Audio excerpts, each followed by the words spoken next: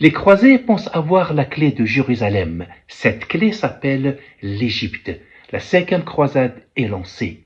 Bienvenue dans ce 19e épisode de la Palestine, l'histoire cachée. Et d'ailleurs, pourquoi l'Égypte? Au XIIIe siècle, l'Égypte est le cœur stratégique du monde musulman.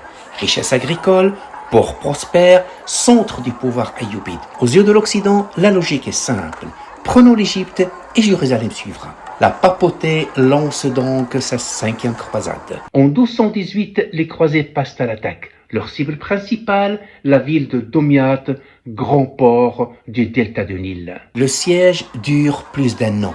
La ville est vaillamment défendue, mais finit par tomber en 1219. En Europe, c'est l'euphorie. Les croisés croient la victoire acquise. En face, le sultan ayyubide est affaibli. Lutte interne, armée divisée. Il ouvre alors des négociations. Mais le chef de la croisade, Pélage d'Albano, refuse tout compromis. Il est convaincu que l'Égypte est sur le point de s'effondrer. La victoire totale est à portée de main. Aveuglé par le succès, elle quitte Domiat en 1221 et lance l'armée franque vers le sud. Objectif, le Caire.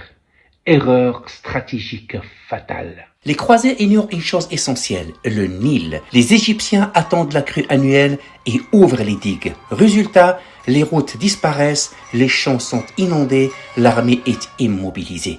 Les croisés se retrouvent encerclés, affamés, piégés. Sous une chaleur écrasante, les maladies, les pénuries et les divisions internes poussent les croisés à capituler. Domiat est rendu, l'armée se retire humiliée, des milliers de morts pour rien.